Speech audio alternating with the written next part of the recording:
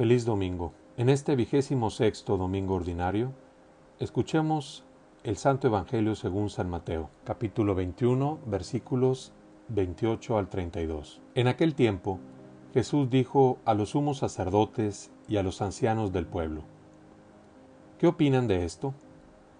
Un hombre que tenía 2 hijos fue a ver al primero y le ordenó: Hijo, ve a trabajar hoy en la viña.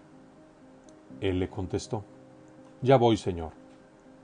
Pero no fue.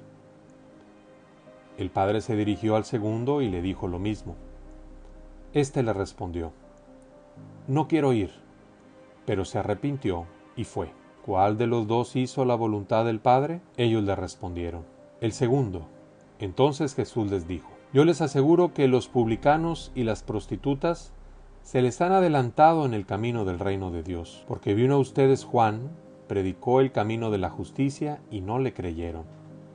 En cambio, los publicanos y las prostitutas sí le creyeron. Ustedes ni siquiera después de haber visto se han arrepentido ni han creído en él. Palabra del Señor. Gloria a ti, Señor Jesús.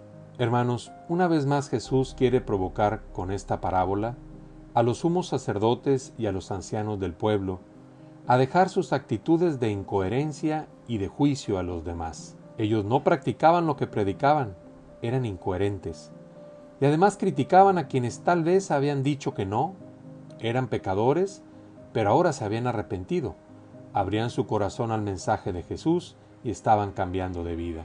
¿Quiénes son hoy los nuevos hijos que le dicen a su padre que sí y a la mera hora no hacen lo que les pidió? Y los que al principio dicen que no, pero luego se arrepienten y obedecen. Tal vez algo parecido vivimos en el interior de nuestras familias, pero también, como hijos de Dios, podemos caer en esta tentación.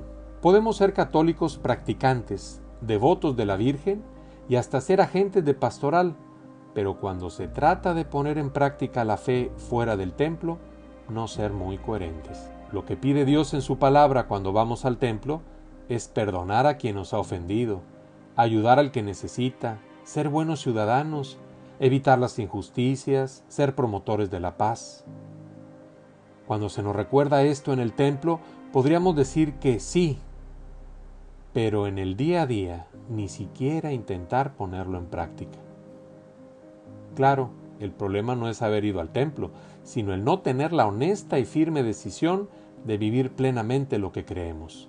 O bien, algunos podrían no ser muy practicantes de la religión, no saber mucho de la Biblia, pero cuando se trata de ser solidarios, respetuosos de los demás, honestos en el trabajo, defender los derechos humanos o decir la verdad, nos ponen el ejemplo. En su corazón saben que eso agrada a Dios, que es lo correcto y lo hacen en el momento decisivo. Tal vez reconocen que deberían ir más a la iglesia, que necesitan de Dios y les queda bien claro que si con poca práctica religiosa pueden ser buenas personas, si vivieran mejor su religión serían no solo buenas, sino excelentes personas, mucho más felices todavía, mucho más plenas. Además de recibir de Dios en los sacramentos la fuerza para perseverar y no pervertir nunca su buena intención.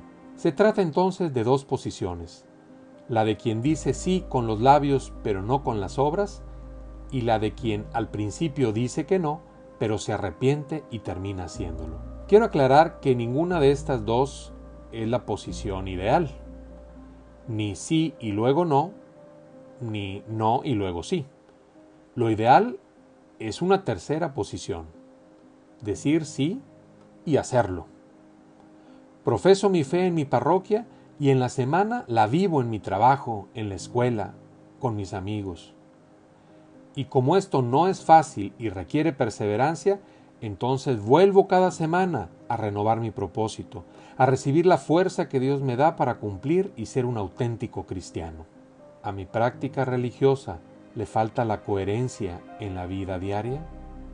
¿Me falta buscar en Dios, en la práctica religiosa, la motivación y la fuerza necesaria para hacer el bien?